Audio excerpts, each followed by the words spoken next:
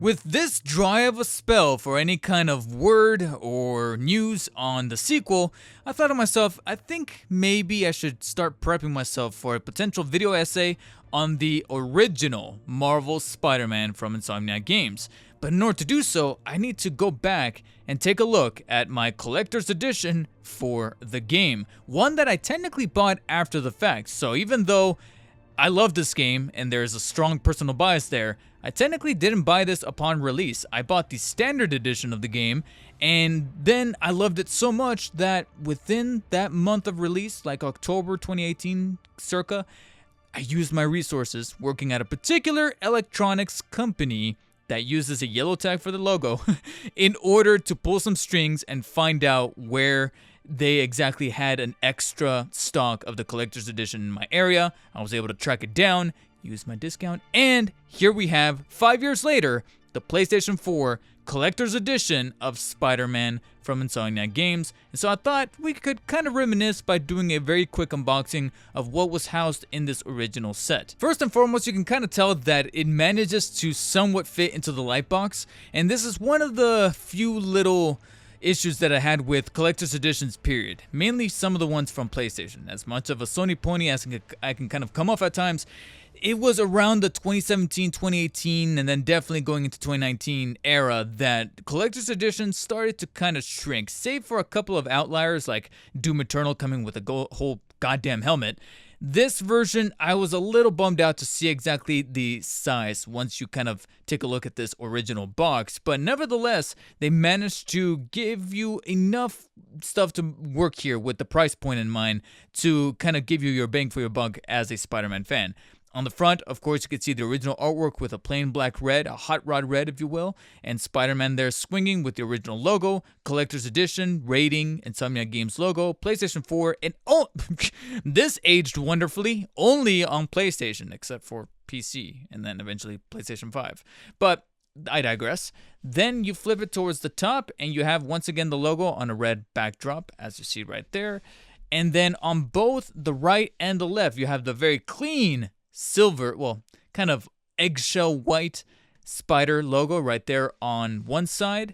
On the back, save for the little tab right there that kind of came out of place, you have some really cool badass artwork of Spider-Man right there looking pretty edgy, be greater, and then the description that reads, when a new villain threatens New York City, Peter Parker and Spider-Man's worlds collide. To save the city and those he loves, he must rise up and be greater. Then a slight breakdown of what's included. We'll get to that eventually. Of course, all of your little mumbo jumbo there, legal, rating, specs. Of course, once again, that logo like I mentioned before.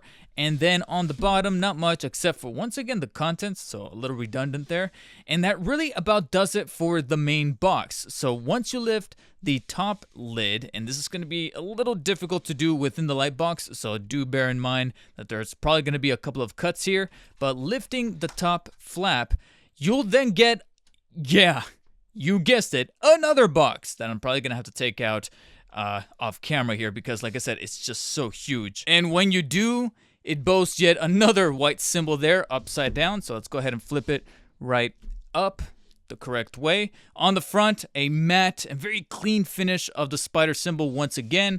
On the sides, though, you'll notice that you start to get a little bit of a background, and that's because it bleeds on over to the back where you have a nice badass shot of Spidey spinning a web. Granted, it is a screenshot of that loading screen that is pretty much non-existent now for PS5 players. Wink, wink, nudge, nudge. And then on the top, as you kind of saw a little bit earlier, the logo once again.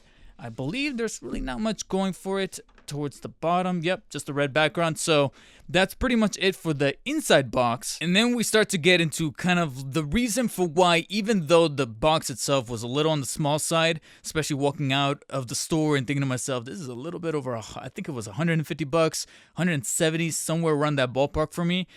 It was then, once you get through this layer, that then you feel a little bit of the premium quality that comes with some of these collector's editions prior to my exhaustion of them. And that's because when you remove this top lid, you get another box. Like a goddamn Russian doll, so to speak, of boxes. However, at the very top, you then properly start to get your contents inside. On the top, very considerably. I do think that more companies should do this. At least that's just my own personal take. But we actually have a little paper here that reads, "Warning, contains spoilers. Do not open until story is complete." And I do think that this is rather considerate. Like I said, a lot of companies don't really do this too much anymore. They just kind of throw things in there willy-nilly. So kind of respect Insomniac for that. And the reason for that is because at the very top, you have an art book for the concept art of the game. Now, right offhand, I do like the artwork that boasts here at the front cover, as well as once again, they can't get enough of this symbol here. And can't really blame them too badly because it is a very nice looking symbol upon the red background. It's just, it's very satisfactory to look at. And I do really appreciate that we actually got a hardcover book, because this leads to, again, one of the reasons for why I kind of burnt out on collector's editions and stopped collecting them, period, especially for games that even I was anticipating, even though Spider-Man 2 is probably going to be an exception. I'm probably going to finally break that drought of collecting collector's editions. But one of the founding reasons was because the art books started to shrink down. As you can see, this is actually rather small, especially when Sony started, well, not just Sony, but also other video game companies started to wise up and started to outsource larger, more in-depth art books to companies like Dark Horse. And upon doing so, they started to sell those separately instead of throwing them in with collector's editions, kind of like how they used to. I remember there used to be collector's editions where the art book were like this big, like sizable, and would come with like almost 200 pages worth of artwork that you can kind of skim through. This time around, you started to notice that they started to thin them out, and even though this one is a hardcover book, there would be plenty of other collector's editions, most recently, that would kind of skimp out on the premium quality. It would not have hardcovers. They would actually have soft paperback covers. And now it's a bit of a bummer to see that they started to skimp out on the art book, because the art books would always be one of the alluring things to me when collecting some of these things. Now, I'm not going to browse through too many of the pages because, like I mentioned there in that little piece of paper, there are spoilers here, but you can definitely tell that they're going to try to showcase as much as the artwork, from 3D renders to concept art sketches and lithographs and such, that really showcase the amount of work and detail and just perseverance to making sure that this is one of the finer looking and beautifully designed games from not only Insomniac, but also for Spider-Man.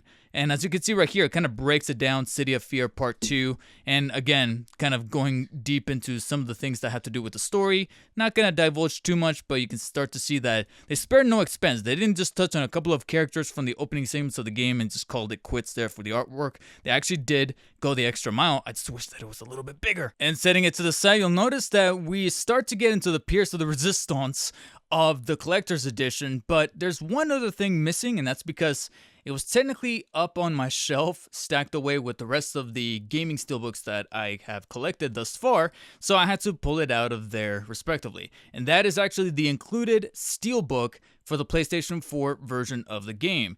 I personally have it encased in this nice plastic casing to make sure that it's thoroughly protected, so let's go ahead and get it out of there. And here's where I might split a few hairs, because even though once again we're using that white symbol on the red background with a slight semi-matte finish. I say semi because you can see a little bit of gloss happening with the symbol itself, but then the red background is kind of made out of a matte finish. And overall, it looks very clean and simplistic. But frankly, I do wish that they would have taken some opportunities to really flare up this steelbook.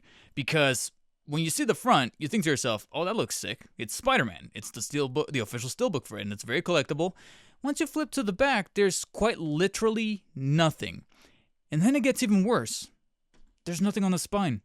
There's no logo. There's no label of the game to let you know that this is Spider-Man. If you were to literally see this sandwiched up on the shelf of somebody, you're just going to see a red steelbook. It's not until you pull it out and you see the symbol that you go, oh, Marvel Spider-Man.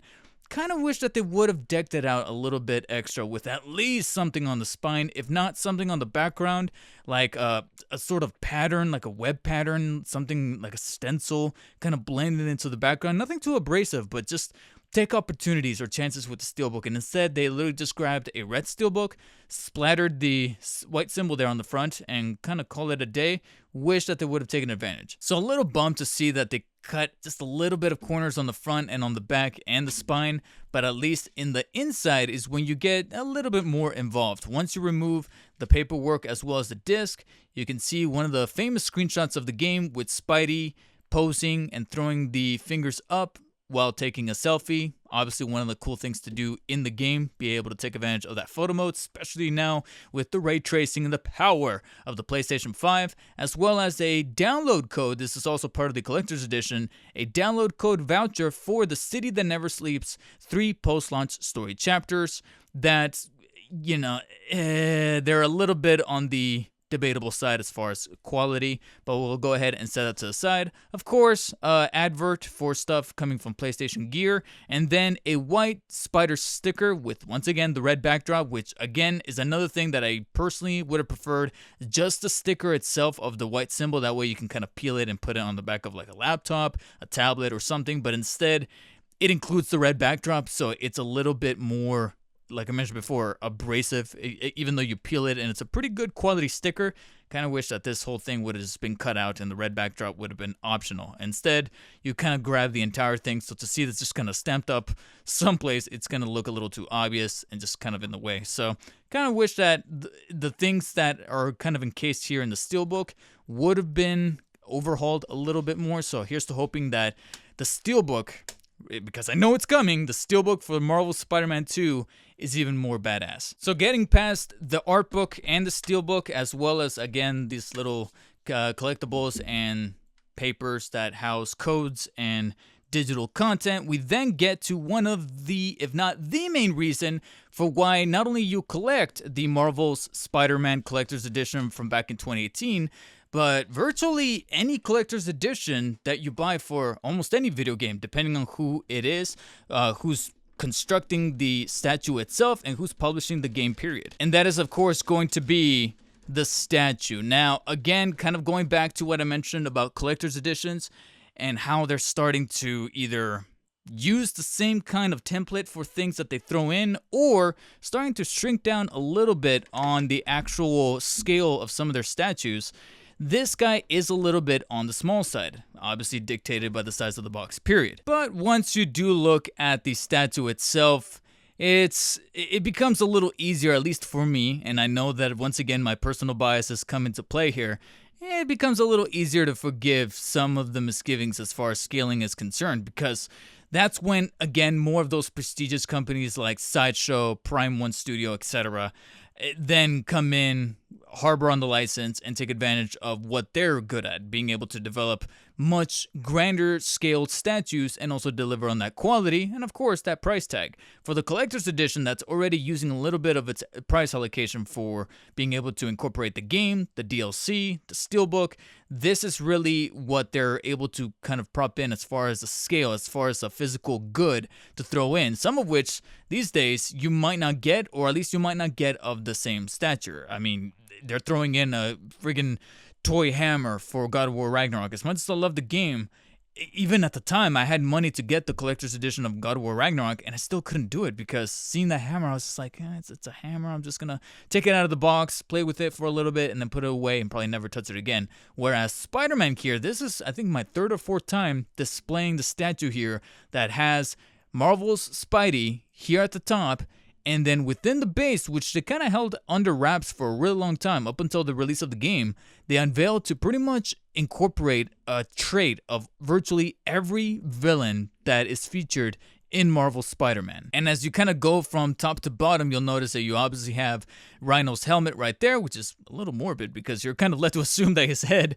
or at least his body, his mangled body, is buried somewhere deep in there. But wrapped around him is, of course, Scorpion's tail, Doc Ock's tentacles. You see a couple of other little pieces of debris, Vulture's wing right there, as well as what I believe is Electro's suit, or at least part of his suit right here.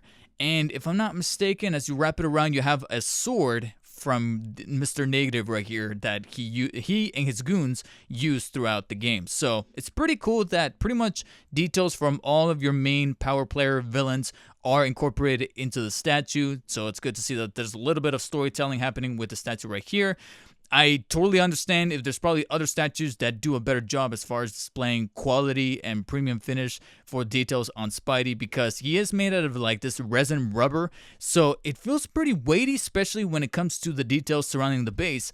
As for Spidey himself, he's pretty good, but I can easily tell that he's not the best constructed. He definitely doesn't feel cheap, but I know subconsciously that there's something better out there if you're willing to pay the extra bit of price. But let's face it, if you were just as hyped as I was back in 2018 for Marvel's Spider-Man, or if you were just impressed enough with the game, just like I was, to go back and track down some form of the collector's edition for Marvel's Spider-Man for the PlayStation 4, then this is more than worth it, especially if you're able to justify the price, as well as also look ahead of all the content that you're getting, because beyond the statue, you're also getting a hardcover art book that, my personal opinion, could have been a little bit on the bigger side, but at least there's enough pages and enough artwork to flip through and actually make it worth your time, as well as the collectible steelbook that, again, this is something that whoever was a developer of this collector's edition could have spent a little bit of extra time on making sure that it flourishes well.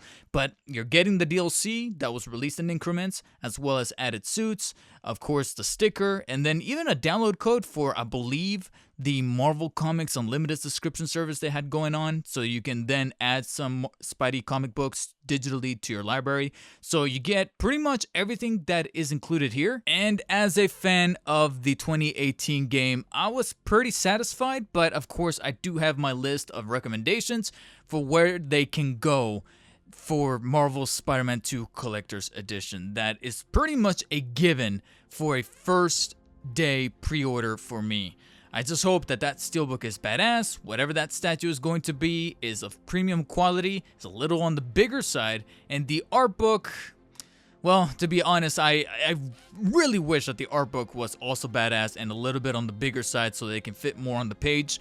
But if some of the more recent collector's editions that have come from various companies, including Sony, that forgo the art book in favor of a digital download so you can skim through digital pages of the art book or the soundtrack, and then sometimes not even include a physical copy of the game, but rather a code like God of War Ragnarok did or Horizon Forbidden West did, that's going to definitely be a significant problem. But considering that I'm a Spidey fan and this channel is dedicated to Spider-Man, I'm probably going to be purchasing it day one just so I can cover it on the channel, give you guys an unboxing, and tell you guys what I think. For now though, I have to take this game, pop it into my PlayStation 5, start downloading all the patches so that I can get working on my next video essay. Now you guys tell me in the comments, did you guys purchase this back in 2018? Was it worth your money, or do you regret not picking it up if you didn't? Are you guys going to be picking up a collector's edition or special edition for Marvel's Spider-Man 2 when that drops later in this year? If it does, because they've been a little too on the hush-hush and I'm getting a little antsy myself. Let me know your guys' insights in the comment section below, and for another Spidey video, check out the one showing up on screen right now. As always though, stay humble.